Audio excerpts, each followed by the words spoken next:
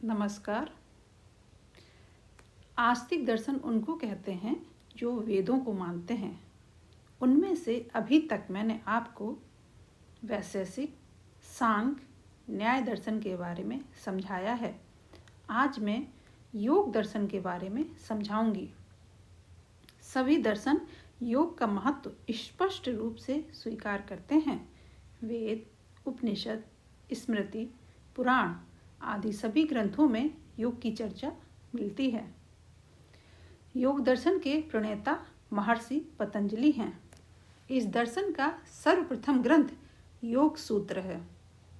यह 4 भागों में विभक्त है: समाधिपाद, साधनापाद, विभूतिपाद तथा केवल्यपाद। इसकी एक अपनी विशेषता है, यह सैद्धांतिक ही नहीं व्यवहारिक भी है।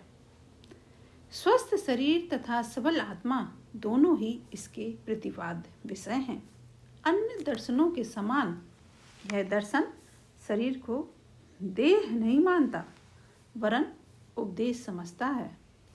शरीर के स्वस्थ रहने से ही चित्त निर्मल होगा तथा चित्त की निर्मलता से ही आत्मलाभ संभव है।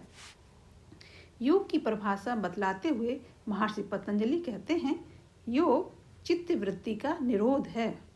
योग का उद्देश्य है आत्मा के यथार्थ स्वरूप की प्राप्ति, परंतु यह स्वरूप तभी प्राप्त हो सकता है जब सभी प्रकार की चित्त वृत्तियों का निरोध हो जाए। चित्त एक अगाध नदी के समान है। अगाध नदी में असंख्य तरंगें उठती रहती हैं। ये तरंगें तीव्र तथा मंद पवन की गति से अनेकों तरंगें उठती रहती हैं। इसी प्रकार चित्त में भी विषय ज्ञानजन संस्कार से अनेक प्रवाह के समान भाव उठते रहते हैं। ये भाव काम, क्रोध, लोभ, मोह, राग, द्वेषादि अनेक रूप धारण करते हैं। चित्त के इसी तरंग रूप परिणाम का नाम वृत्ति है। इन चित्त वृत्तियों के प्रभाव का विलीन होना ही निरोध है। जब चित्त की सर्व सांसारिक वृत्तियां रुक जाती हैं तो साधक का ध्यान ध्येय परमात्मा में लीन हो जाता है। यही योग है, यही समाधि है। योग की 2 समाधि है, संप्रज्ञात तथा असंप्रज्ञात। संप्रज्ञात से कुछ वृत्तियां रहती हैं, परंतु असंप्रज्ञात समाधि में सभी वृत्तियों का निरोध हो जाता है। इस अवस्था में संसार के सभी बीज, क्लेश, कर्म, वासना नष्ट हो जाते हैं तथा किसी विषय का ज्ञान नहीं होता। केवल परमात्मा का ज्ञान तथा आनंद का अनुभव होता है। योग के 8 अंग माने गए हैं, जिन्हें हम अष्टांग योग कहते हैं। यम, नियम, आसन, प्राणायाम, प्रत्याहार, धारणा, ध्यान और समाधि। साधक ज्यों-ज्यों योग अनुष्ठान में अग्रसर होता है, त्यों-त्यों अशुद्धि यानी अविद्या का नाश हो जाता है। विवेक ज्ञान से ही केवल यानी मोक्ष का लाभ होता है।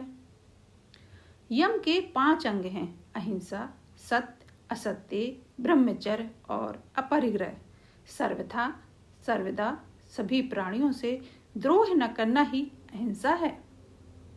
वंचना, भ्रांति तथा निरर्थक दोष से रहित वाक्य सत्य हैं। चोरी न करना असत्य है। इंद्रिय संयम करना तथा विषय वासना की ओर न जाना ही ब्रह्मचर्य है। लोभवश अनावश्यक वस्तु का ग्रहण न करना ही अपरिग्रह है। नियम 5 हैं: सोच, संतोष, तप, स्वाध्याय, ईश्वर, प्राणिधान ही नियम है। सुख प्राप्ति को आसन कहा गया है। श्वास प्रश्वास आदि की गति को, नियंत्रण को प्राणायाम कहते हैं। इंद्रियों को बाह्य विषयों से हटाकर मन को वश में करना ही प्रत्याहार है। बाह्य तथा आंतरिक किसी भी विषय में चित्त को बांध देना यानी कि लगा देना ही धारणा है। चित्त वृत्ति की एकाग्रता ही ध्यान है। ध्यान जब ध्येय रूप हो जाता है तो समाधि लगती है। निरंतर योगाभ्यास से 8 प्रकार की सिद्धियां हमको प्राप्त होती हैं। अणिमा यानी कि अणु के समान छोटा होना, लघिमा अत्यंत छोटा रूप धारण कर उड़ना, महिमा यानी कि पर्वत के समान बड़े रूप को प्राप्त करना। प्राप्ति यानी कि मनोवांछित किसी भी वस्तु को प्राप्त करना। प्राकम्य यानी कि इच्छानुसार शक्ति में बाधा का भाव। वशित्व यानी कि जीवों को वश में करना। ईशित्व किसी भी पदार्थ पर अपना स्वामित्व स्थापित करना। यत्र कामा वासयुक्त संकल्प के अनुसार सिद्धि योग को चित्त वृत्तियों का निरोध माना गया है। जब चित्त की वृत्तियां निरोध हो जाती हैं तो जीवात्मा अपने शुद्ध स्वरूप में स्थित हो जाती है।